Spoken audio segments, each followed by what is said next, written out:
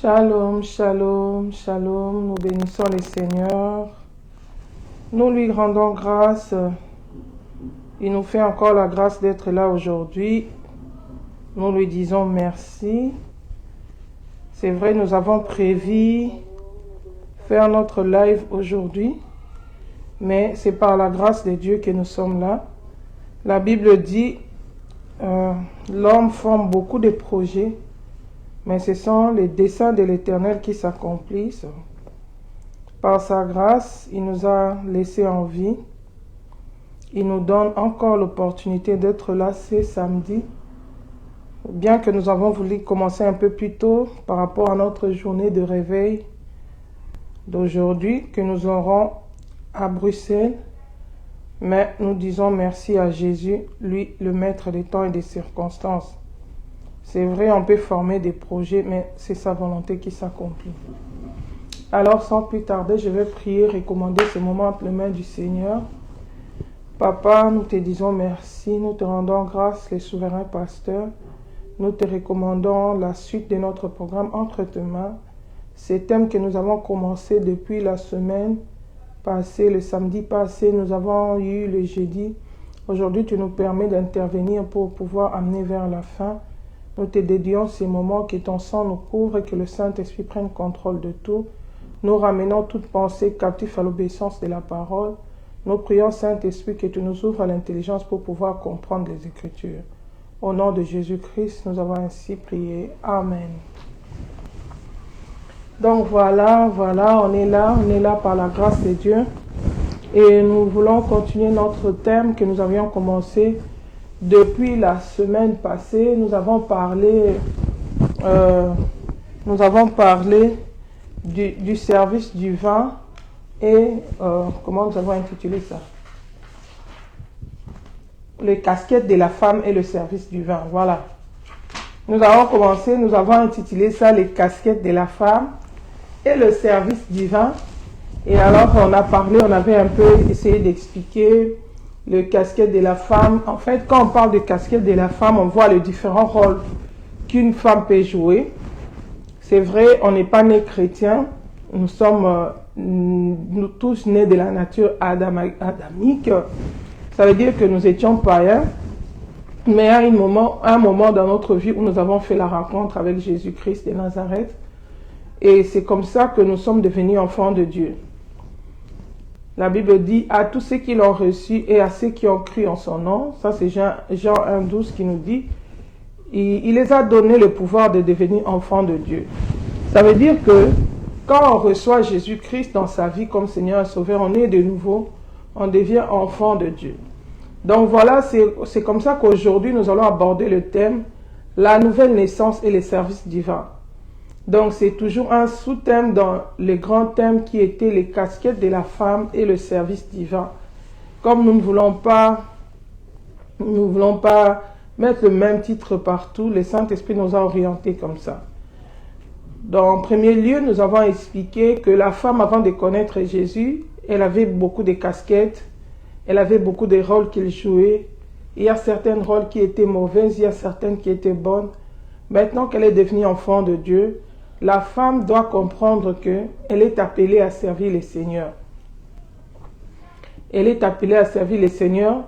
C'est vrai que la femme a été créée pour servir d'aide à l'homme. Dieu ne voulait pas que la tâche que l'homme doit faire sur la terre, qu'il soit seul. Il devait avoir son vis-à-vis, son semblant, quelqu'un qui était semblable à lui pour l'aider dans la tâche que le Seigneur lui avait donnée. Cela veut dire que comme l'homme a été appelé à servir Dieu, la femme aussi est appelée à servir Dieu. Le Seigneur nous a mis sur la terre. Il a permis que nous puissions exister. Et c'est avec un but, c'est de les servir. C'est pour servir à la louange de sa gloire. C'est pour servir Dieu. Donc moi, en tant que femme, je ne peux pas dire que non. Moi, comme je suis un enfant de Dieu, puisque la Bible demande à la femme de se taire, de suivre l'instruction en silence, de ne pas enseigner dans l'église, de ne pas prendre de l'autorité sur l'homme. Ça veut dire que moi, femme, je me limite seulement au ménage. Nous avions expliqué le jeudi passé comment le ménage peut devenir une distraction. comment le ménage peut nous distraire de la volonté de Dieu. Nous avons expliqué que le ménage, c'était des moyens que nous utilisons pour que l'œuvre de Dieu ne soit pas blasphémée, pour que tout se fasse dans l'ordre, pour que le nom de Jésus ne soit pas humilié. On nous a montré comment la femme qui a reçu Jésus-Christ, comment elle devait avoir une bonne conduite, comment elle devait s'habiller avec modestie et pudeur, comment elle devait avoir de bonnes œuvres, comment elle devait prendre soin de sa maison, aimer son mari et ses enfants, être adonnée aux soins domestiques. Mais Jésus-Christ, quand il est venu dans la maison de Marie et de Marthe, c'était la maison dans leur maison où ils étaient avec leur frère Lazare, a clairement montré que la priorité, ce n'est pas le ménage, la priorité c'est l'œuvre de Dieu. C'est le salut de son âme. La Bible dit que la grande sœur de Marie, qui s'appelle Marthe, la Bible dit qu'elle s'inquiétait. Elle s'inquiétait de ce que Marie, au lieu de l'aider dans les tâches ménagères, elle était assise au pied du Seigneur en train d'écouter la parole de Dieu. Et elle est venue se plaindre auprès de Jésus. Elle a dit, cela ne te fait-il rien que ma sœur ne m'aide pas, qu'elle soit occupée, qu'elle ne m'aide pas dans les tâches ménagères, qu'elle reste là assise à tes pieds. Le Seigneur lui a dit, Marthe, tu t'inquiètes pour beaucoup de choses, une seule chose est nécessaire, et Marie a choisi la bonne part. Le Seigneur voulait lui montrer la priorité du royaume, la priorité du service du vin, la priorité du salut sur le travail ménager. La finalité de la femme sur la terre, ce n'est pas seulement le ménage. C'est vrai qu'on fait le ménage parce que c'est important. La Bible dit que la femme doit aussi s'occuper des soins domestiques, elle doit aimer son mari, ses enfants. Mais que cela ne vienne pas une distraction. Cela ne te détourne pas de l'objectif principal. Alléluia. De la même manière, l'homme aussi, il mange, il s'habille, il doit être propre, il doit travailler. Mais la Bible nous dit clairement, recherchez premièrement le royaume des cieux et sa justice. Et le reste vous sera donné. Et Paul, on a vu même Paul qui nous a expliqué, à cause des temps qui sont difficiles, il nous a même expliqué, il a dit désormais, à cause des temps qui sont difficiles, que ceux qui sont mariés soient comme ne l'étant pas. Shalom bien-aimé. Que ceux qui sont mariés soient comme ne l'étant pas. Que ceux qui achètent, c'est pas seulement le mariage, c'est pas seulement le ménage. Alléluia. Même les choses de ce monde, la Bible dit même que ceux qui achètent soient comme n'achetant pas. Ceux qui possèdent soient comme ne possédant pas. Pourquoi? Parce que nous sommes au temps de la fin. Jésus-Christ revient bientôt. Nous devons nous focaliser au ciel. Nous devons nous écarter de toute distraction. Et nous avons expliqué comment le ménage peut aussi devenir une distraction. Marthe s'occupait du ménage, mais elle avait oublié que le Seigneur Jésus ne serait pas tout le temps avec eux. Elle devait avoir de l'organisation, donner un temps pour toutes choses et prioriser l'œuvre de Dieu. Alléluia. D'ailleurs, la preuve, comme Lazare était tombé malade, Jésus n'était plus là. Il fallait qu'on commence à chercher Jésus. On lui dit, ton ami est malade. Jésus n'était pas là. Le temps il était occupé à autre chose. Il est venu 4 jours après que Lazare soit décédé. Bien-aimé, ça veut dire que nous devons racheter le temps. La Bible dit qu'il y a un temps pour toutes choses. Nous avons expliqué la fois passée que la femme chrétienne, celle qui a reçu Jésus-Christ, celle qui est mariée, c'est vrai, la Bible dit, celle qui est mariée aura des tribulations de la chair parce qu'elle doit s'inquiéter, non seulement de manière de plaire à Dieu, mais elle doit aussi s'inquiéter de manière de plaire à son mari. Donc elle doit encore avoir le temps pour son mari. Elle doit avoir le temps pour le ménage. Elle a beaucoup de casquettes, cette femme qui est mariée. Mais la Bible dit dans tout ça, même celle qui est mariée là, qu'elle soit comme ne l'étant pas, qu'elle priorise l'œuvre de Dieu. Et on dit à celle qui n'est pas encore mariée, la femme qui est vierge, on dit elle doit s'occuper de manière de plaire à Dieu. On a exhorté nos jeunes sœurs comme nos jeunes sœurs aujourd'hui. Au lieu de s'inquiéter des choses du royaume, elles s'inquiètent des choses de la terre. Ah, j'ai déjà dépassé l'âge. Ah, le mariage ne vient pas. Elle va aller même dans le péché. Pourquoi? Parce qu'elle court derrière les mariages. Pourtant, la Bible dit que celle qui n'est pas encore mariée se préoccupe de comment plaire à Dieu. Le Seigneur sait que tu dois te marier, il va te donner un mariage. Mais toi, occupe-toi à 100% de comment plaire à Dieu. La Bible dit que celle qui n'est pas mariée, elle doit se conserver pure pour le Seigneur. Alléluia. Elle doit se conserver pure. Mais aujourd'hui, nous vivons le contraire. Pourquoi? À cause de la distraction qu'il y a dans le monde. La Bible nous dit dans 1 Corinthiens 7, verset 34, il y a de même une différence entre la femme et la vierge. Celle qui n'est pas mariée s'inquiète des choses du Seigneur, afin d'être sainte de corps et d'esprit. Et celle qui s'est mariée s'inquiète des choses du monde, des moyens de plaire à son mari. La Bible dit que la jeune fille, celle qui n'est pas mariée, celle qui est encore vierge, parce que selon la pensée de Dieu, une femme doit se conserver vierge jusqu'à son mariage. Que même celle qui n'est pas mariée, alléluia, elle doit s'inquiéter des choses des choses du Seigneur, afin d'être sainte de corps et d'esprit. Elle doit se sanctifier, elle doit être sainte du corps, parce que souvent quand on dit que les femmes âgées et l'apparence qui convient à la sainteté, on pense que le dépouillement, la sanctification, c'est toujours pour les femmes âgées. Alléluia. Mais la Bible dit que même celles qui sont vierges, les jeunes filles, la Bible dit qu'elles doivent être saintes de corps et d'esprit. Donc leur préoccupation, ça doit être la manière de plaire à Dieu, de servir le Seigneur, d'être sainte de corps et d'esprit, de se sanctifier. Telle est la volonté de Dieu pour les jeunes sœurs, pour les sœurs, les filles, les jeunes sœurs. Alléluia. Mais aujourd'hui, l'ennemi a amené la distraction. C'est plutôt la jeunesse qui est dans le monde. Quand tu lui dis de te sanctifier, elle te dit, ah, je suis encore jeune. Ces choses-là, quand je vais grandir. Mais pourtant, ici, on dit celle qui est encore jeune. Elle doit s'inquiéter de manière à plaire au Seigneur, d'être sainte de corps et d'esprit. Pas seulement la jeune sœur, même les jeunes frères. La Bible dit même à Timothée que ta jeunesse ne soit méprisée par personne. Sois un modèle. Mais ici, comme nous sommes dans le cadre du ministère d'encadrement des servantes, nous nous adressons majoritairement aux femmes. Nous disons que la femme, la jeune sœur, la jeune fille, c'est toi qui n'es pas encore mariée. Occupe-toi des choses du Seigneur. Inquiète-toi de manière à plaire à Dieu, de manière de servir le Seigneur. Sois saint de corps et d'esprit. Que ton esprit ne soit pas, beaucoup des enfants de Dieu, l'esprit est chargé des péchés, des masturbations, des mauvaises pensées. Comment je vais voir tel copain? Comment je vais faire aller dans tel concert? Comment la musique mondaine? Oh bien-aimé, la Bible dit, jeune, réjouis-toi dans les jours de ta jeunesse, mais souviens-toi de ton Créateur. Le Seigneur n'empêche pas aux jeunes sœurs de se réjouir des jours de leur jeunesse parce qu'ils ont encore la force. Ils vont dire, ah, vous les grandes, vous êtes déjà vieilles, là vous êtes fatigués, vous n'avez plus d'énergie. Moi j'ai encore l'énergie, je dois jouir de la vie. Bien aimé, la Bible dit, souviens-toi de ton Créateur. Tu ne sais pas, on nous a montré dans la Bible l'exemple de Job. Job avait ses enfants, les enfants étaient encore jeunes, ils aimaient les fêtes. Job prenait le temps de sanctifier ses enfants. Et la Bible nous a montré que les enfants de Job sont morts avant Job. Ils sont morts le même jour.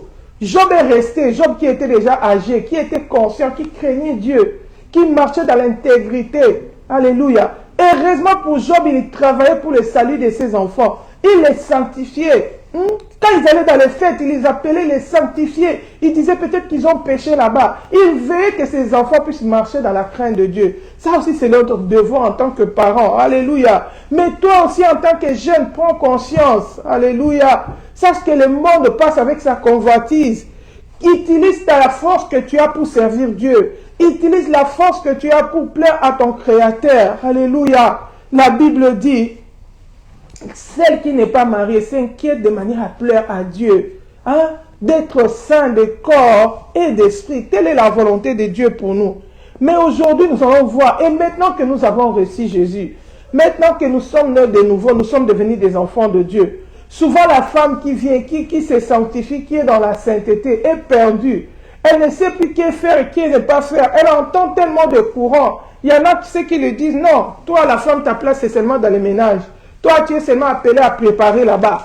Tu ne peux pas servir Dieu. Si tu sers Dieu, c'est l'abomination, c'est l'insoumission, c'est la rébellion. On t'appelle de tous les noms. On dit que quand tu sers Dieu directement, tu es Jézabel. Moi, j'ai déjà entendu des gens qui interdisent à la femme même d'évangéliser. Et puis, ils tordent les Écritures. Ils disent que non, faut pas s'appuyer derrière la femme samaritaine. La femme samaritaine n'a pas évangélisé. Il a seulement dit, venez voir. Évangéliser, c'est quoi? C'est apporter la bonne nouvelle du royaume des cieux. La bonne nouvelle du royaume des cieux, c'est quoi? On est témoin de Christ. On témoigne Christ. On parle de Jésus à l'humanité. On le présente comme la solution. La Bible dit que Jésus est l'agneau de Dieu qui ôte le péché du monde. Jésus est le Messie. C'est à la foi en Jésus qu'on parvient au salut. C'est à la foi en Jésus qu'on est sauvé. C'est ça même l'évangélisation. Mais il y a des gens qui interdisent même les femmes d'évangéliser. Oh bien-aimé. Tellement que la femme a peur de manquer le ciel, on est troublé. Surtout que la génération d'aujourd'hui, nous n'aimons pas lire la parole de Dieu. Nous n'aimons pas méditer la parole de Dieu. C'est toujours à cause de ça que la femme est bornée. Si tu regardes aujourd'hui, c'est la plupart des gens, ce sont les femmes qui tombent dans le piège des faux serviteurs. Ce sont toujours les femmes qui sont abusées. Ce sont toujours les femmes qui sont utilisées dans la séduction. Ce sont toujours les femmes qui sont utilisées dans le mauvais côté. On l'a tellement blâmé que la femme pense que même lire la Bible, c'est les histoires des hommes. Moi, mon travail, c'est seulement garder les enfants.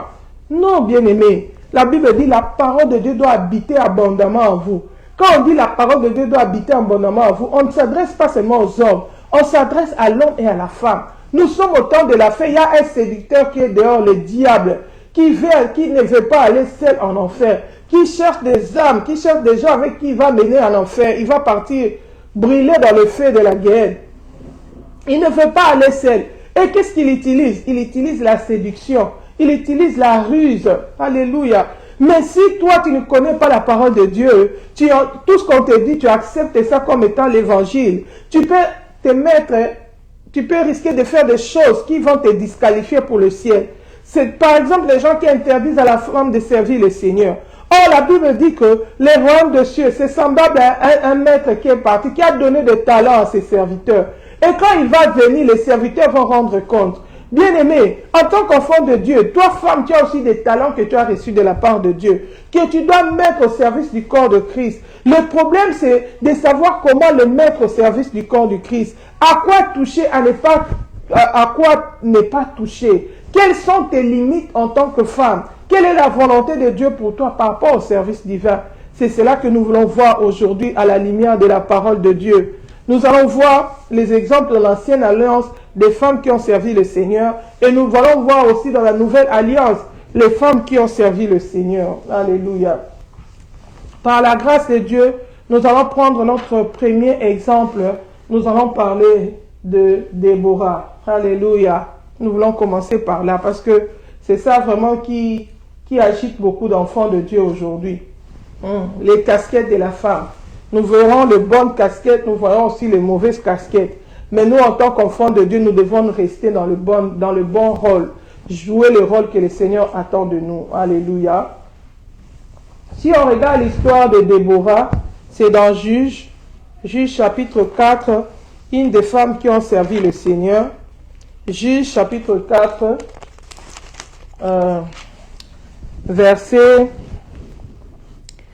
à partir du verset 1. Juge chapitre 4, donc je vais lire à partir du verset 4 jusqu'au verset 9. Juge chapitre 4. Alléluia, la Bible dit: dans ce temps-là, Déborah, prophétesse, femme de Lapidote, était juge en Israël. Elle siégeait sous les palmiers de Déborah, entre Rama et Bethel, dans la montagne d'Éphraïm. Et les enfants d'Israël montaient vers elle pour être jugés. Elle envoya appeler Barak, fils d'Abinoam, de Kedes, Nephtali, et elle lui dit: n'est-ce pas l'ordre que t'a donné l'Éternel, le Dieu d'Israël? Va, dirige-toi sur le mont Tabor, et prends avec toi 10 000 hommes des enfants de Nephtali et des enfants de Zabilon.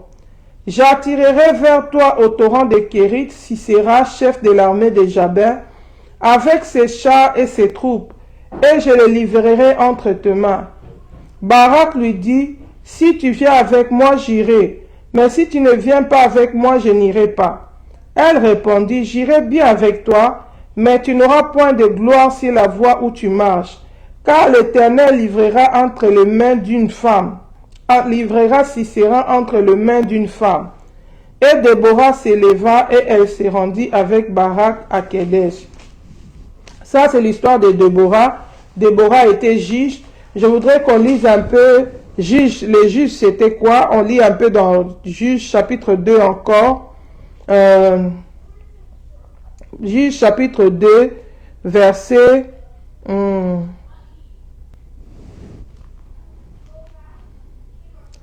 verset 16, pour comprendre c'est quoi quand on dit Déborah était juge. La Bible dit ceci: l'Éternel suscita des juges afin qu'il les délivrât de la main de ceux qui les pillaient. Mais ils n'écoutèrent pas leurs juges. Ils n'écoutèrent pas, leurs juges, car ils se prostituèrent à d'autres dieux, se prosternèrent devant eux, ils se détournèrent promptement de la voie qu'avait suivi leur père, et n'obéirent point comme eux au commandement de l'Éternel. Le verset 18 nous dit ceci. Shalom, femme, lève-toi. Lorsque l'Éternel leur suscitait des juges, l'Éternel était avec les juges, et il les délivrait de la main de leurs ennemis pendant toute la vie du juge, car l'Éternel avait pitié de leurs gémissements, comme ceux qui les opprimaient et les tourmentaient. Ici, on regarde l'histoire de Déborah. Aujourd'hui, il y a beaucoup de débats, beaucoup de trucs. Il y en a qui disent qu'on parle au sujet des prophétesses, parce qu'il y a les prophétesses dans la Bible. Dans l'Ancienne Alliance, il y avait des prophétesses. Shalom, sœur Higuette. Dans la Nouvelle Alliance aussi, dans la Nouvelle Alliance, on parle de ministère de la parole, les 5 ministères, les ministères d'autorité, les 5 ministères, on parle des apôtres, évangélistes, docteurs, prophètes, pasteurs. Donc, là, on parle de 5 ministères. Mais dans l'Ancienne Alliance, on ne parlait pas des 5 ministères. Là-bas, je voyais des prophètes, je voyais les gens qui recevaient l'onction, c'était en fait, c'est les prophètes que Dieu lui-même suscitait. Il y avait des sacrificateurs, il y avait des rois dans l'Ancienne Alliance. Mais parmi les serviteurs de Dieu, dans l'Ancienne Alliance, il faut déjà connaître, savoir que c'est Dieu lui-même qui établissait des prophètes et tout ça. Donc ça, c'est pas l'histoire des hommes. Nous avons vu beaucoup de prophètes que Dieu a utilisés dans l'Ancienne Alliance, et nous avons vu aussi des prophétesses dans l'Ancienne Alliance. Dans l'Ancienne Alliance, il y avait aussi des rois qui étaient rois, qui servaient Dieu en tant que roi, qui dirigeaient la nation, le peuple. Mais il y avait aussi des sacrificateurs. Les sacrificateurs, ce sont ceux qui s'occupaient du temple. Mais avant que ça ne devienne le temple, ça avait commencé dans l'Arche de l'Alliance. L'Arche de l'Alliance, c'est quoi? C'est quand Dieu s'est révélé à Moïse, quand Dieu a envoyé Moïse délivrer les enfants d'Israël, quand ils sont arrivés dans le désert, Dieu avait donné les 10 commandements à Moïse, c'était dans les tables de pierre. Et c'est là, il y avait l'arche, ils avaient un coffret en or dans lequel ils mettaient les 10 commandements, dans lequel ils mettaient la verge d'Aaron et tout ça. Que cette arche-là, c'était l'arche de l'alliance que Dieu avait fait avec Israël au travers de Moïse. Et le premier sacrificateur, c'était Aaron. À cette époque-là, Dieu avait choisi la famille des Lévites pour exercer le travail des sacrificateurs. Donc ce n'était pas n'importe qui, c'était même pas tous les hommes qui étaient des sacrificateurs. À l'époque-là, les sacrificateurs ne devaient descendre que de la famille de Lévi. C'est eux qui étaient choisis. C'est parti de Aaron, c'est allé jusque dans ses fils. Donc les sacrificateurs, c'est eux qui ont... Ah, gloire à Dieu. Nous avons été interrompus. Il y avait une manœuvre sur le Wi-Fi. Je ne comprends pas pourtant j'utilise des données mobiles. Donc voilà, j'étais en train de dire ceci. J'étais en train de dire, je prie que le sang de Jésus couvre cette connexion. J'étais en train d'expliquer les sacrificateurs. Ça a commencé d'où? Shalom, ma soeur Johanna. Sacrificateurs, je disais que ça a commencé depuis Moïse, depuis l'histoire de l'arche de l'alliance. J'ai expliqué que l'arche, c'était le coffret en or dans lequel on avait mis les 10 commandements, on avait mis la verge d'Aaron, qui était dans le témoignage de l'alliance que Dieu avait fait avec Moïse. Il y avait les 10 commandements dedans. Et c'est ça que le sacrificateur portait. Et à l'époque, je disais que c'était même pas tous les hommes qui avaient le droit d'être sacrificateurs. C'était seulement la famille de Lévi. La famille de Lévi, c'est les descendants de Aaron. Donc Aaron était le premier sacrificateur et après il a eu ses enfants et c'est parti comme ça. C'est eux qui travaillaient dans les temples. Les temples qui est aujourd'hui l'image de l'église.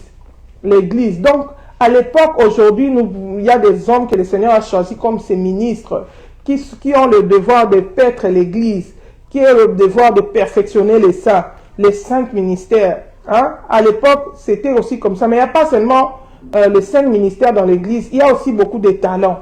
Parce que même dans le Lévi, il y avait des sacrificateurs hein, qui faisaient, les gens venaient offrir des animaux pour le pardon de leurs péchés.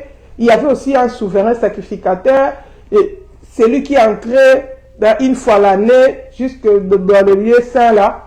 Mais il y avait aussi des sacrificateurs qui étaient des chantres, il y avait aussi des sacrificateurs qui étaient des portiers, il y avait beaucoup de rôles dans les temples. Mais avant que ça ne devienne les temples, au départ, c'était d'abord l'arche de l'alliance qu'on portait dans le pôle. C'est pourquoi Uza, les jours qu'il avait vu l'arche voulait tomber, parce que au lieu que ce soit les sacrificateurs qui portent l'arche, ils avaient mis les sacrificateurs sur de bœufs, comme David faisait revenir l'arche que les Philistins avaient pris pour que ça revienne en Israël. Ils avaient mis sur de bœufs et l'arche a penché, ça voulait tomber. Uza a tendu la main pour soutenir l'arche, pour que ça ne tombe pas. La Bible dit que le Seigneur l'avait frappé sur les champs, il était mort, parce qu'il n'était pas sacrificateur. Il n'avait pas droit de toucher l'arche de l'alliance de Dieu. Et David a même eu peur, il a dit, mais ça ne va pas venir chez moi, parce que ça risque de m'amener la mort. Et si un de mes enfants touche là-bas, il a eu tellement peur que l'arche est partie dans la maison de Obed-Edom. C'est là que Dieu avait béni Obed-Edom, et David a compris que non, il pouvait maintenant faire ramener l'arche. Alléluia. Mais ça, c'est la sacrificature. Dans l'ancienne alliance, à part la sacrificature, l'église, hein, qui représente l'église, quoi, le service du vin, qui représente, comment dire, la direction de l'église, la sacrificature. Parce que dans la nouvelle alliance, Jésus-Christ a fait de nous tous qui les recevons un royaume de sacrificateurs. Ce n'est plus comme c'était dans l'ancienne alliance où il y avait seulement la famille de Lévi qui était dans les services du temple en tant que sacrificateur. Dans la nouvelle alliance, Jésus a fait de nous tous un royaume de sacrificateurs. Nous sommes tous appelés à servir Dieu, et les hommes et les femmes. Mais chacun dans l'ordre, chacun, c'est comme à l'époque de David. David était roi, mais il n'était pas sacrificateur. Alléluia. Il n'était pas. Il y avait les sacrificateurs Abiatar, il y avait les sacrificateurs qui travaillaient dans les temples. Lui, il servait Dieu dans la royauté tout en étant roi. Mais à part le roi qu'on régnait, qui était aussi des serviteurs de Dieu, qui prophétisaient, ça arrivait aussi. Bien aimé, vous savez que le roi Saoul aussi a prophétisé un jour. Le Saint-Esprit l'a saisi, il a commencé à prophétiser. Ça, c'est un don qui s'était manifesté. Alléluia, mais il n'était pas prophète. D'ailleurs, dans la Bible, on a dit, Saoul est-il compté aussi parmi les prophètes? Pourquoi? Parce qu'il avait prophétisé. Quand il s'était séparé de Samuel, Samuel avait prophétisé sur Saoul. Il avait dit, l'Esprit de l'Éternel te saisira. Quand il est arrivé vers le sépulcre de Rachel, l'Esprit l'avait saisi. Après, il a commencé à prophétiser. Ça s'est arrêté seulement là. Alléluia. C'est là qu'il avait prophétisé. Même David aussi était roi, mais le Saint-Esprit était sur lui. Shalom, maman Inès. David aussi a prophétisé. La Bible nous explique, si tu veux comprendre comment David a prophétisé. Déjà les psaumes là, c'est des prophéties, c'est poussé par le Saint-Esprit. Et Pierre est en train d'expliquer ça dans la Nouvelle Alliance. Il dit les jours de la Pentecôte. Il a dit qu'il me soit permis de vous dire au sujet du patriarche David, qui avait dit que le Seigneur ne permettra pas qu'il entre dans la corruption, qu'il meure. Il dit son sépulcre est parmi nous. Il est mort, son sépulcre est parmi nous. Mais il prophétisait. Alléluia. La Bible dit ça dans Actes. Que Dieu me fasse grâce de retrouver ce verset-là. Hein? En tant que prophète, il prophétisait. C'est Pierre, il explique ça le jour de la Pentecôte. Le jour de la Pentecôte, quand les gens, disaient, ils sont ivres. Je suis dans Actes chapitre 2, verset 24. Car David dit de lui, je voyais constamment, verset 25, Actes des Apôtres chapitre 2, verset 25. Car David dit de lui, je voyais constamment le Seigneur devant moi, parce qu'il est à ma droite, afin que je ne sois pas ébranlé. Aussi mon cœur est dans la joie et ma langue dans l'allégresse. Et même ma chair reposera avec espérance. Car tu n'abandonneras pas mon âme dans le séjour de mort. Et tu ne permettras pas que ton sein voie la corruption. Le verset 28, au verset 29, Pierre dit ceci. Hommes frères, qu'il me soit permis de vous dire librement au sujet du patriarche David, qu'il est mort, qu'il a été enseveli et que son sépulcre existe encore aujourd'hui parmi nous. Comme il était prophète et qu'il savait que Dieu lui avait promis avec serment de faire asseoir un de ses descendants sur son trône. Alléluia. Ici, on dit comme il était prophète, mais nous savons que le roi David était roi.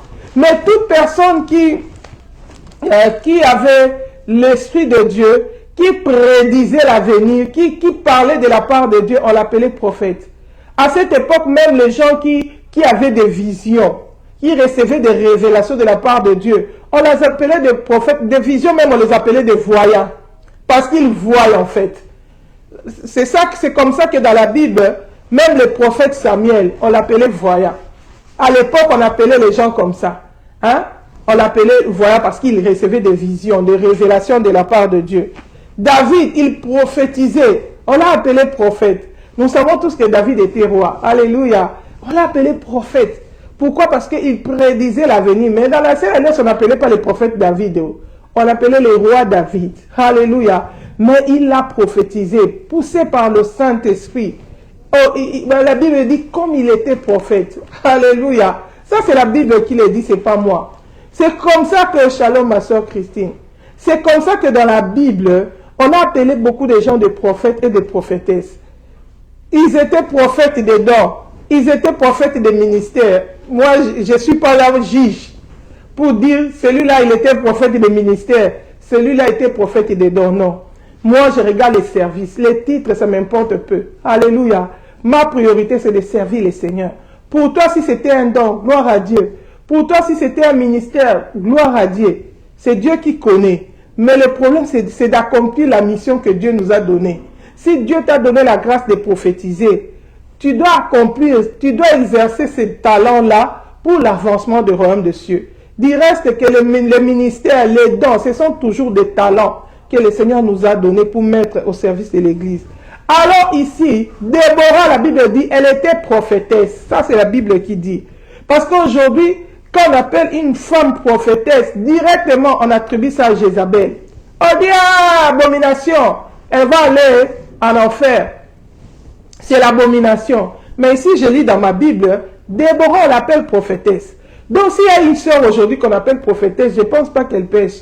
À moins qu'elle se soit autoproclamée. Parce que Jézabel s'était autoproclamée. Elle se disait prophétesse, mais elle n'était pas prophétesse. Alléluia. Mais ici, au moins, la Bible est claire au sujet de Déborah. On dit que Déborah était prophétesse. Mais qu'est-ce que Déborah faisait en tant que prophétesse? C'est ça qui est le plus important.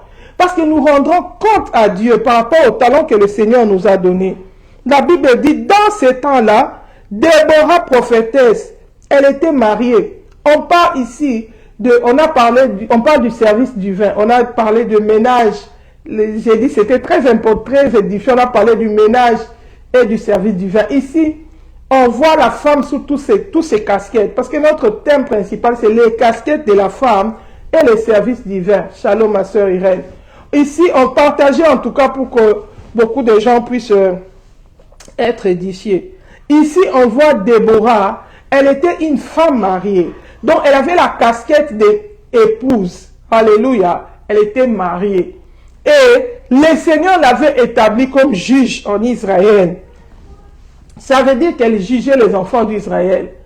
Mais si tu regardes ici, c'est pourquoi j'avais lu le texte de Juges chapitre 2 pour expliquer les juges en Israël, c'était qui? À cette époque-là, les juges, c'était qui? Quelle était leur responsabilité devant le Seigneur? Les juges, c'est Dieu qui les suscitait parce que c'était à l'époque où il n'y avait pas encore de roi en Israël. Parce que le premier roi, c'était Saoul. Déborah, c'est avant même que le roi Saoul ne vienne. Donc, il n'était pas chef de l'armée, il n'était pas roi, elle n'était pas chef de l'armée, elle n'était pas roi. La Bible dit elle était prophétesse. Elle était prophétesse, mais Dieu l'a utilisée comme un juge pour juger les enfants d'Israël. C'était après la mort de Josué, il n'y avait plus de gens, tous les anciens, la Bible dit que Josué est mort, et les anciens qui étaient avec Josué sont aussi morts. Et les enfants d'Israël, ils étaient comme des brebis sans berger, ils ne craignaient plus Dieu. Ils sont partis dans l'idolâtrie, ils sont partis dans le péché, et Dieu les avait vendus entre les mains de leurs ennemis. Et quand la souffrance venait, ils criaient vers Dieu. Dieu les donnait un juge pour que ces juges-là puissent leur juger, puissent leur remettre dans la voie de Dieu. Et quand la Bible dit que ils n'écoutaient même pas leurs juges. À cette époque, Israël était tellement rebelle, ils n'écoutaient même pas leurs juges. Pendant le temps où Dieu, le juge 2, verset 18 dit, lorsque l'Éternel leur suscitait des juges, l'Éternel était avec les juges. Et il les délivrait de la main de leurs ennemis pendant toute la vie du juge, car l'Éternel avait pitié de leurs gémissements contre ceux qui les opprimaient et les tourmentaient. Donc pendant que les juges vivaient, c'est le Seigneur qui suscitait les juges pour délivrer Israël de la main de leurs ennemis. Nous avons connu beaucoup de juges dans cette période. Les premiers juges, c'était le juge Othniel. Othniel était juge. Après Othniel, il y avait Ehud, il y avait Shamgar. Ils étaient juges en Israël. Nous connaissons, parmi les juges que nous connaissons le plus, on parle de Gédéon. Gédéon était un juge. Nous savons comment il a combattu, comment il a délivré les enfants d'Israël de la main de Philistins. Hein? Nous connaissons l'histoire de Jephthé. Jephthé qui était juge, qui était un enfant qu'on avait rejeté dans sa famille. Comment Dieu l'avait utilisé pour délivrer Israël.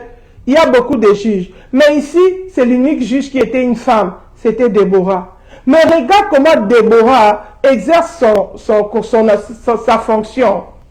Appelons ça comme ça. J'ai peur de dire ministère. Je ne vais pas entrer dans ce débat-là. Comment Déborah exerce son appel, sa fonction, son travail. Dieu l'établit comme juge. Mais les autres juges qui étaient les hommes, ils dirigeaient le peuple pendant un temps pour le délivrer. Ils dirigeaient l'armée en fait. Pendant un temps pour les délivrer. Parce que les hommes en Israël, déjà à partir de l'âge de 40 ans là, ils étaient déjà adultes et ils pouvaient entrer dans l'armée, ils pouvaient faire tout ce qu'ils faisaient là. Mais Déborah, c'était une femme. Elle n'était pas dans l'armée. À l'époque de Déborah, le chef de l'armée, c'était Barak. C'est Barak qui était le chef de l'armée d'Israël. C'était même pas elle, c'est Barak qui dirigeait. Alléluia. Mais le Seigneur a parlé à Déborah. Pourquoi? Parce que Déborah avait gardé l'intimité avec Dieu. Dans une période où les enfants d'Israël étaient rebelles, ils s'étaient rebellés de la volonté de Dieu, ils ne craignaient même pas Dieu. Mais Déborah avait l'intimité avec le Seigneur. Malgré qu'elle exerçait son travail de juge, elle n'exerçait pas ça dans le temple, elle ne dirigeait pas l'église. Qu'on fasse bien la différence. Elle avait son appel en tant que prophétesse, elle le recevait de la part du Seigneur, elle avertissait le peuple de Dieu. C'est ça le rôle de prophète. Prophète, c'est un sentinelle. Il reçoit, il avertit. Mais Déborah recevait les révélations de la part du Seigneur et elle transmettait. Mais ce n'est pas elle qui dirigeait l'église. Elle n'était pas sacrificataire. Elle ne s'occupait pas de l'arche de l'alliance. Alléluia. Mais elle exerçait son métier de juge. Elle avait la casquette de femme mariée. Et donc ça veut dire qu'elle gérait son ménage. Elle prenait soin de son mari. Elle avait une bonne conduite, mais elle était aussi prophétesse. Et Dieu l'utilisait dans ce sens-là. Et c'est à ce moment-là qu'elle a reçu la révélation de la part de Dieu, lui disant d'appeler Barak. Alléluia. La Bible nous dit ici dans le verset 6, elle envoya appeler Barak, fils d'Abinoam, de Kedesh Nephtali, et elle lui dit, n'est-ce pas l'ordre qu'a donné l'Éternel? Ce n'est pas Déborah qui donnait des ordres à Barak. Alléluia. Dieu est un Dieu d'ordre. Nous devons le servir dans l'ordre. Alléluia. Ce n'est pas parce que je suis prophétesse que je dois prendre de l'autorité sur l'homme. Ce n'est pas le fait qu'une femme soit prophétesse qu'elle a pris de l'autorité sur l'homme. Il faut faire la part des choses. Alléluia. Déborah ici est prophétesse sans prendre de l'autorité sur l'homme. L'ordre qu'elle a donné à Barak, c'est l'ordre qu'elle avait reçu du Seigneur. Elle a dit, n'est-ce pas, elle a bien dit, elle a dit, n'est-ce pas l'ordre qu'a donné l'Éternel? Donc, même si je suis prophétesse, même si Dieu m'utilise, Dieu me donne des révélations, cela ne me donne pas de l'autorité sur l'homme. Alléluia. Il y a des moments où je peux parler, je peux transmettre l'ordre que j'ai reçu du Seigneur à un homme, mais ce n'est pas à moi de diriger l'homme, de le commander. Alléluia. Ça, il faut faire la part des choses. Alléluia. Ici, Déborah parle poussée par le Saint-Esprit. Elle prophétise. Elle transmet la révélation qu'elle a reçue du Seigneur auprès de Barak. Ça, c'était la casquette de Déborah. Et elle l'a fait dans l'ordre. Il faut voir le temps dans lequel ils étaient, le temps de crise. Barak, tellement il a remarqué que Déborah était avec Dieu. Déborah avait encore l'intimité de Dieu. Déborah pouvait encore recevoir des révélations de Dieu. Barak a voulu s'appuyer sur Déborah. Alléluia. Il a dit à Déborah, oui, je vais bien faire ce que le Seigneur m'a ordonné de faire. Mais je veux que tu ailles avec moi. Alléluia. Si tu ne pars pas, je n'irai pas. Le problème, ce n'était pas Déborah. Le problème, c'était la présence de Dieu dans la vie de Déborah. Barak voulait se rassurer que Dieu parte avec eux. Parce Dieu était en colère contre Israël. Il les avait livrés entre les mains de Jabin. Jabin, le roi Jabin, le chef de son armée s'appelait Sisera. Et il souffrait pendant 20 ans. Si tu veux voir ça, au verset 2, Juge 4, verset 2.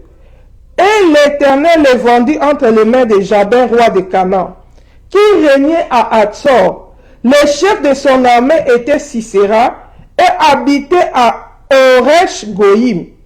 Les enfants d'Israël crièrent à l'Éternel, car Jabin avait 900 chars de fer, et il opprimait avec violence les enfants d'Israël depuis 20 ans. 20 ans de souffrance, Dieu les avait tourné le dos. Jabin les opprimait. Ils souffraient. Mais maintenant, Barak découvre qu'il y a quelqu'un qui est en communion avec Dieu. Quelqu'un avec qui Dieu marche. Il voulait se rassurer. Bien aimé, c'est la même chose qui se passe aujourd'hui. En ces temps de la fête, beaucoup ont perdu la présence de Dieu. Beaucoup se sont détournés de la voie de Dieu à cause du péché. Et le Seigneur s'est éloigné d'eux. Mais dès qu'on remarque qu'une personne a le don de Dieu, ou bien l'intimité avec le Seigneur, alléluia. Parce que même la plupart des femmes qui ont reçu des grâces de révélation, c'est quoi?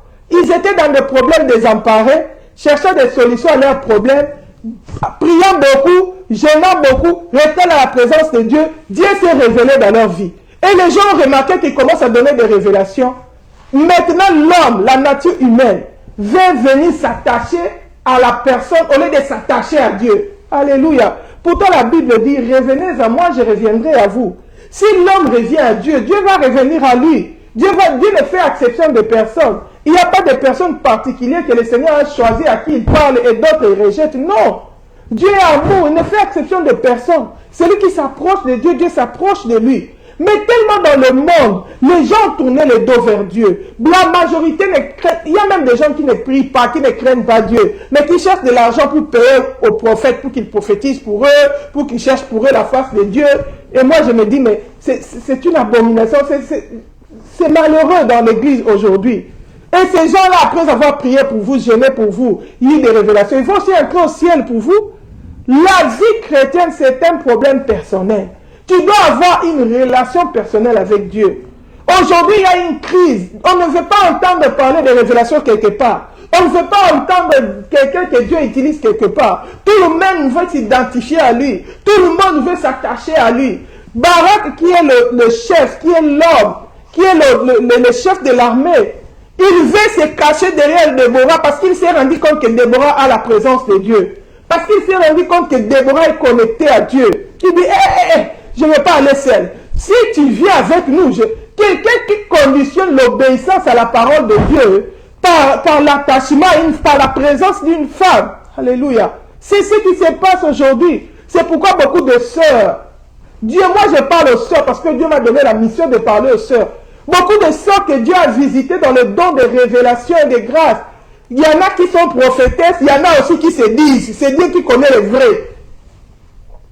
Beaucoup de ceux qui ont expérimenté cette grâce de la part de Dieu, les gens veulent le détourner de la pensée de Dieu. Ah, viens, on va faire notre histoire. Viens, toi qui... Non, Dieu te parle, c'est toi que Dieu utilise. Ah, ils n'ont pas Dieu, viens, on va profiter de notre grâce. Tu vois aussi, la sœur devient autonome. Elle sort de l'église. Elle ne se laisse plus diriger. Elle commence à prendre la place de l'homme. Elle commence à prendre de l'autorité sur les hommes. Elle commence à donner des ordres. On vient en simili. Maman, on se prosterne. Bien-aimé, ma soeur, ces gens vont te conduire à l'enfer. Ces gens vont te créer des problèmes. Parce qu'ils t'amènent dans l'interdit. Uza a été tué parce qu'il a touché l'arche de l'alliance. Alléluia. Le fait que tu sois prophétesse, ça ne te donne pas l'autorité de diriger l'église, de former l'église. Comme tu es devenu prophétesse, maintenant tu te fais ton église. Hein?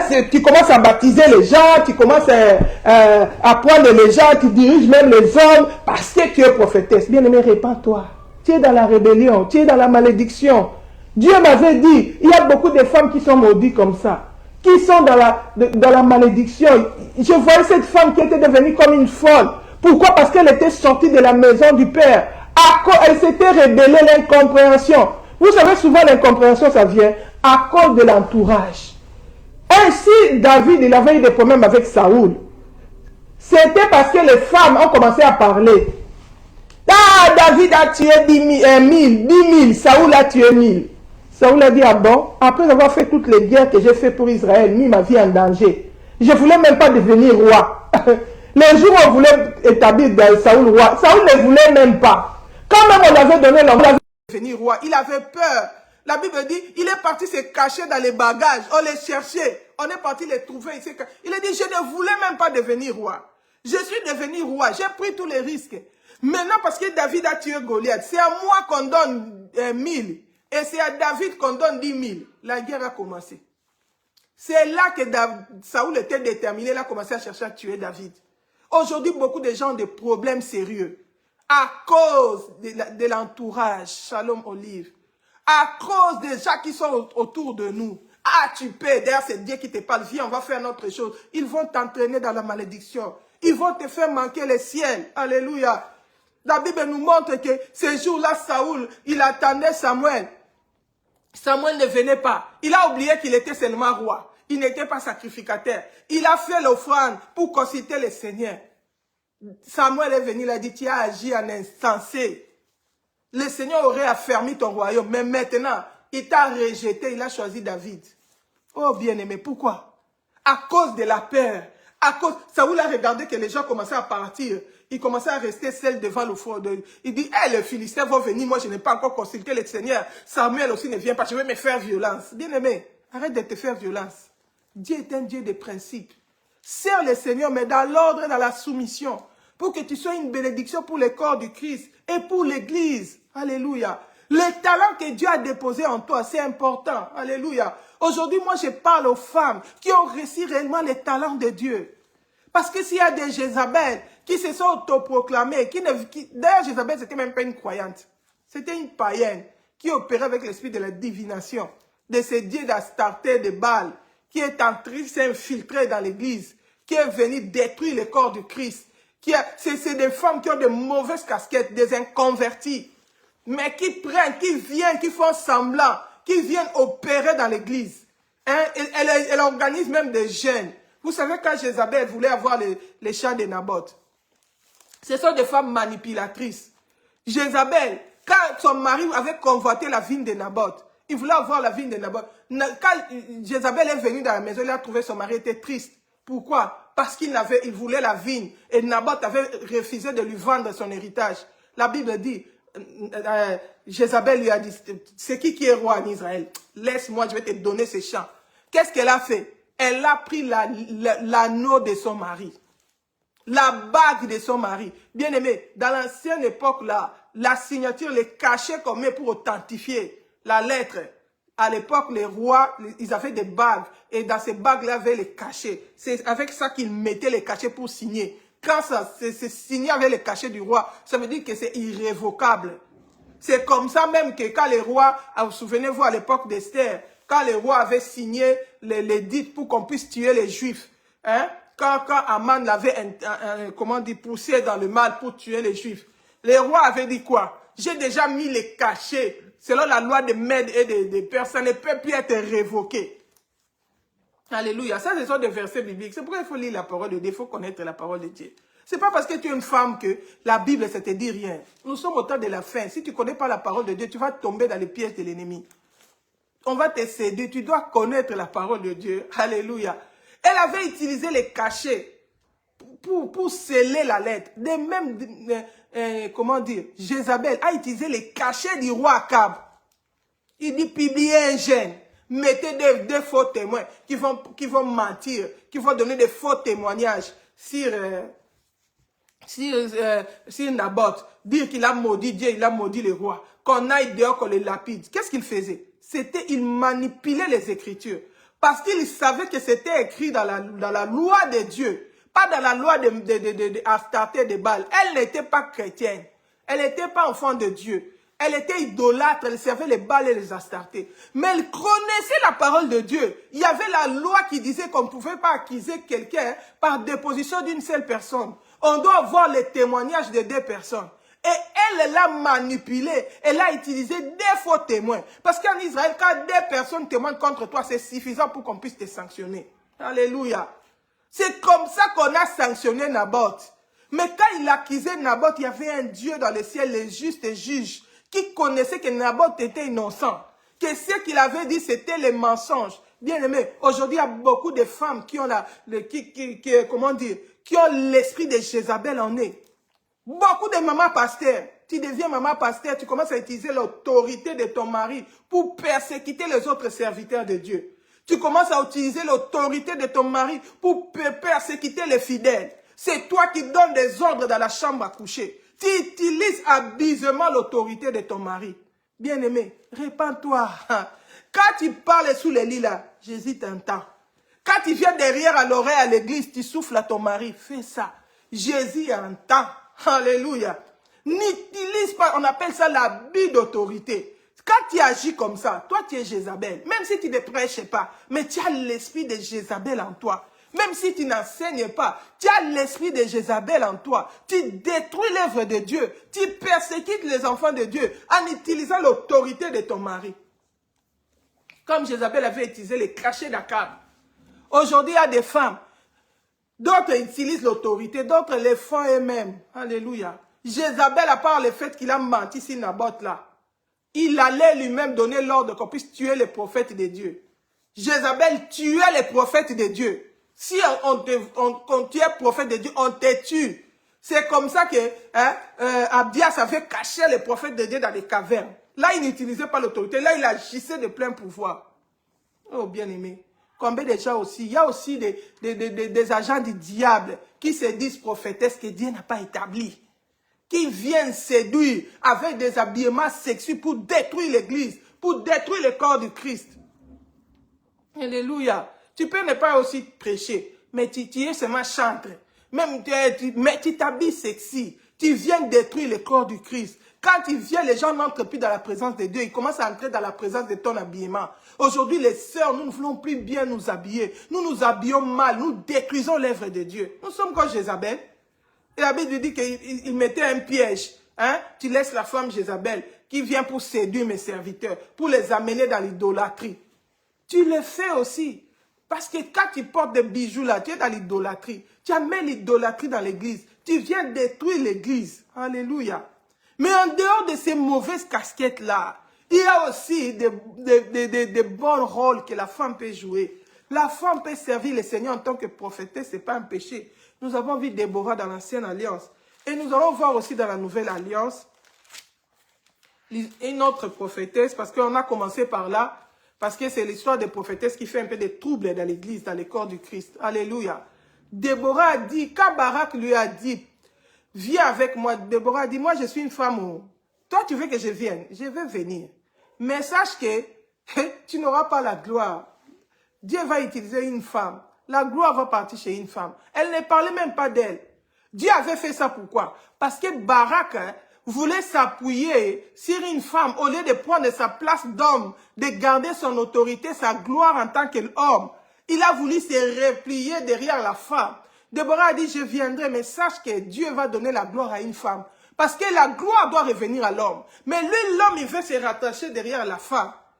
C'est comme ça que Dieu a livré la tête de... Barak a combattu, mais Dieu a livré la tête de Sisera entre les mains de Jaël. Jaël, c'est encore une servante de Dieu. Alléluia. Elle a travaillé dans les secrets pour la délivrance d'Israël. Toute une ville allait être détruite. Toute une ville, on poursuivait Sisera. Il y a beaucoup de femmes qui ont été des héros dans l'ombre. Toute une ville allait être détruite. Jaël a tué, il a donné des laits à l'ennemi. Il a dit, viens dormir dans ma couche. Il est dormi, puis il a tué avec la trempe dans le ventre pendant qu'il dormait. Il a dit à Barak, regarde l'homme que tu cherches, celui-là, Sisera, je l'ai tué. Alléluia. L'ennemi a demandé de l'eau, elle a donné du lait. Là encore, c'est notre enseignement où on parle de la différence entre les combats spirituels. Alléluia. Nous ne combattons pas contre la chair et le sang. Alléluia. La journée, ton ennemi a faim, donne-lui à manger. L'ennemi avait soif.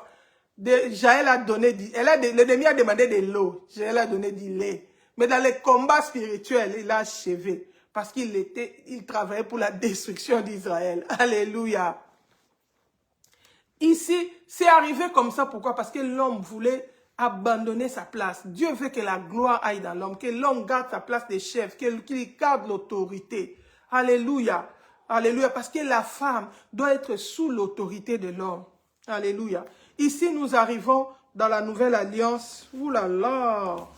Il y a beaucoup à dire. Je crois qu'on va s'arrêter seulement ces prophétesses parce que on ne va pas finir encore aujourd'hui. On a la journée de réveil qui nous attend. Lisons quand même l'histoire de Luc 2. Luc 2 de la prophétesse Anne. Là, je suis dans la nouvelle alliance, hein, Luc 2. Luc 2, la prophétesse Anne. Chapitre 36 à 38.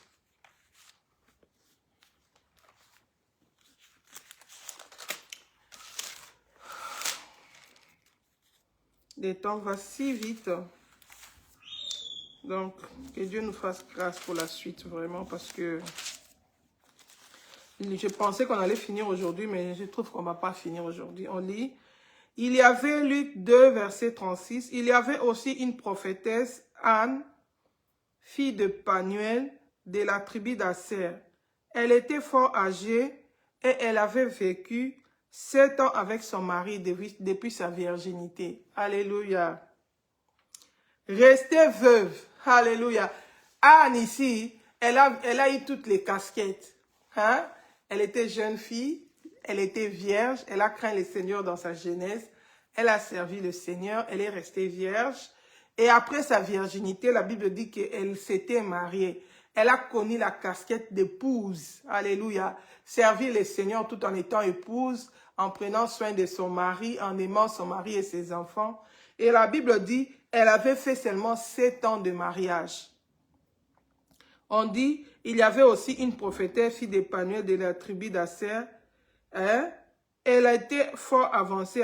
Elle avait vécu 7 ans avec son mari depuis sa virginité. Donc après, elle a exercé la casquette d'épouse. 7 ans de mariage avec son mari. Et après, son mari est décédé. Elle est restée veuve. Mais dans son veuvage, elle a servi le Seigneur. Elle ne s'est plus remariée. Bien-aimé, la Bible dit, Paul donnait les conseils, il dit même pour ceux qui sont veuves, qu'elles servent le Seigneur. Alléluia.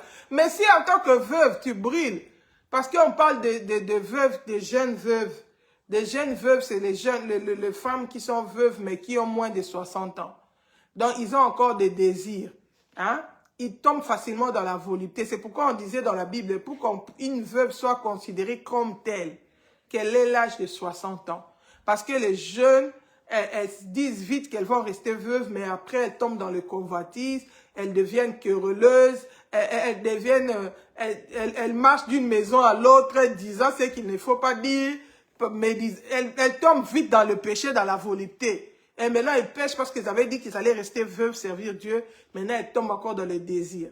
C'est pourquoi dans la Bible, on avait dit, Paul donnait un conseil pour que une veuve soit considérée comme telle qu'elle ait plus de 60 ans. Comme ça, on sait que 60 ans, c'est déjà ménopause. Les désirs sont déjà partis. Donc, elle devient comme la Vierge qui s'inquiète de manière à plaire au Seigneur. Mais si elle avait des enfants, la Bible dit que ses enfants prennent soin de leur maman. Comme la maman aussi avait pris soin d'eux. Alléluia. S'il n'a pas des enfants, elle est restée seule là. Les seigneurs, nous avons vu des veuves qui ont servi les seigneurs.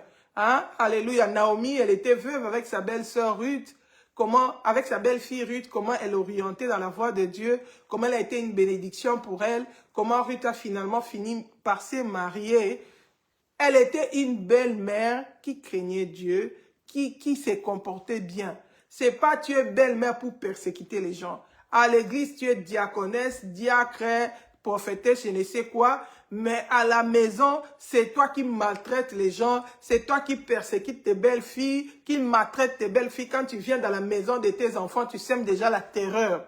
On a peur. Quand tu es belle-sœur, quand tu arrives quelque part, tu sèmes la terreur, tu caches l'identité. Je rejette l'identité d'enfant de Dieu. Tu commences à persécuter les belles-sœurs avec des paroles choquantes, des paroles blessantes. Tu commences à susciter des troubles, des querelles dans la maison d'autrui. Si tu es comme ça, répands-toi. Si Jésus te trouve comme ça, le ciel, ce n'est pas pour toi.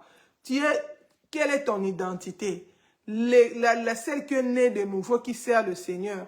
Nous avons dit les jeudis et les samedis qu'elle doit avoir une bonne conduite pour que la parole de Dieu ne soit pas blasphémée. Elle doit être sainte, modeste, pas seulement l'habillement, les caractères. Elle doit avoir la pureté intérieure, cachée. Elle doit être chaste et réservée. C'est pas que tu commences à parler, tu sèmes des troubles partout. Non. Si tu es comme ça, répands-toi, sinon tu vas manquer le ciel. La Bible dit, cette veuve Anne, elle est restée veuve, mais elle était prophétesse. Ici, je suis dans la Nouvelle Alliance. Elle était prophétesse. C'est dans Luc 2. La Bible dit qu'elle est restée veuve. Elle était âgée de 80 ans. Elle ne quittait pas les temples. Bien aimé, ici, les temples existaient déjà. Parce que les temples étaient construits. C'est Salomon qui avait construit les premiers temples. Il y a eu des discussions. Ici, dans la Nouvelle Alliance, quand Jésus était né, il y avait les temples. Alléluia. Il y avait les temples. Il y avait les sacrificateurs qui étaient dans les temples là-bas. Mais la majorité était aussi devenue des pharisiens. La majorité était devenue il y avait des scribes, des pharisiens. Il y avait beaucoup de tendances là-bas qui étaient devenus des tombeaux blanchis qui ne craignaient pas Dieu. Vous savez que ceux qui ont livré Jésus, c'était seulement les sacrificateurs là-bas, les ânes, les sacrificateurs du temple là. Parce qu'ils ne craignaient plus Dieu. Mais ils étaient pourtant sacrificateurs. Et si on nous dit ceci, elle est restée veuve, elle était âgée de 80 ans, elle ne quittait pas les temples, elle servait Dieu nuit et jour dans le jeûne et dans la prière. Les femmes peuvent servir le Seigneur. Elle est veuve, mais elle sert le Seigneur dans les temples. On a bien précisé, dans les temples, elle faisait quoi? Elle était prophétesse, ça veut dire qu'elle recevait de la part de Dieu, dans l'intimité avec Dieu. La Bible dit qu'est-ce qu'elle faisait comme travail? La Bible dit, elle servait Dieu jour et nuit dans le jeûne et dans la prière. Donc, elle était une femme de prière, une intercesseuse. Alléluia. Une femme de prière. Elle servait Dieu nuit et jour dans la prière. Elle priait pourquoi? Pour l'Église, pour le corps du Christ, pour elle-même. Elle priait. C'était une femme de prière et de jeûne. Bien aimé, quand on est âgé, on a faim, on ne supporte pas la famine. Hein? Mais elle a 80 ans gênée. Elle priait tous les jours dans les temples. Mais elle ne dirigeait pas les temples. Elle gênait et elle priait. Elle était prophétesse. Dans les temples, il y avait des souverains sacrificateurs. Elle n'était pas sacrificateur. Il y avait des sacrificateurs qui étaient là-bas. Hein? Mais elle servait Dieu dans les temples. Hein? Dans le jeûne et de la prière. Alléluia. Dans les temples, il y avait aussi les parvis des femmes. Hein? Alléluia. La Bible dit, elle étant survenue, elle aussi à cette même heure, elle louait Dieu, la louange. Elle louait Dieu et elle parlait de Jésus à tous ceux qui attendaient la délivrance d'Israël, de Jérusalem. Elle parlait de Jésus. Parler de Jésus, c'est quoi? C'est évangéliser, c'est témoigner. Elle parlait de Jésus à tous ceux qui attendaient la délivrance d'Israël. Les gens ne savaient pas que Jésus-Christ était le Messie. Les gens voyaient un bébé qui était là, mais elle qui était dans la révélation, qui était à l'écoute du Seigneur, elle était prophétesse. Le Seigneur lui avait déjà parlé. Avant que Anne ne parle, il y avait Siméon, à qui Dieu avait parlé. Dieu lui avait dit, tu ne mourras pas sans que tu aies vu Jésus. Mais elle aussi, en tant que servante de Dieu, en tant que prophétesse, Dieu aussi lui avait révélé Christ. Quand Jésus, le bébé, est venu, c'est elle qui témoignait Christ. La première personne à avoir évangélisé, au travers, pour avoir présenté Christ, la deuxième personne à avoir présenté Christ aux gens, c'était Anne. Elle a dit, voilà, elle parlait de Jésus à tous ceux qui venaient dans les temples. Elle témoignait de Christ. Elle évangélisait, elle témoignait, elle dit, c'est lui le Messie. Il faut le croire en lui pour avoir le salut. Alléluia. Elle a servi Dieu comme ça dans les temples. La Bible dit, nuit et jour, elle ne quittait pas les temples. Elle était prophétesse. Elle ne se disait pas prophétesse, mais elle était prophétesse. Elle servait Dieu dans les jeûnes, dans les prières. Bien aimé, même si tu es servant de Dieu, même si tu es prophétesse, sache tes limites, sache ce que tu peux faire, ce que tu ne peux pas faire. Alléluia. On n'a pas dit ici qu'elle était prophétesse ici et elle enseignait dans les temples. Non, on n'a pas dit. On a dit seulement qu'elle servait Dieu nuit et jour dans la jeûne, dans la prière. Elle évangélisait, elle témoignait de Christ. Elle parlait de Christ, de Jésus à tous ceux qui attendaient la délivrance de Jérusalem. Alléluia. Elle était témoin de Christ. Voilà, nous allons nous arrêter là pour aujourd'hui. Il y a beaucoup de casquettes que les femmes ont jouées, même dans la Nouvelle Alliance. Pas seulement de prophétesse. Nous avons commencé par là parce que c'est là où il y a eu beaucoup de troubles dans les corps du Christ. Cette histoire de prophétesse ici. Mais la femme a beaucoup de casquettes. Par la grâce de Dieu, si le Seigneur nous donne le temps, nous allons continuer à parler là-dessus. Mais aujourd'hui, nous allons nous arrêter là. Que le Seigneur bénisse sa parole. Nous sommes déjà derrière le temps, nous courons parce qu'il y a un rendez-vous à Bruxelles, la journée de réveil qui aura lieu à Bruxelles, à l'église de Bruxelles. Nous nous préparons déjà pour partir. Que le Seigneur vous bénisse. Passez un bon week-end avec le Seigneur Jésus. Souviens-toi que Jésus revient. Tu as des talents que tu as reçus du Maître. Sache le mettre au service de l'Église, dans l'ordre et dans la discipline. Afin que tu sois une bénédiction pour le corps du Christ, pour ta famille, pour l'Église. Et si Jésus-Christ ne revient pas, nous allons encore nous revoir prochainement. Shalom, shalom, bon week-end. Bon week-end à tous les bien-aimés qui ont eu l'occasion de me suivre. Je vous aime et vous salue au nom de Jésus. Amen.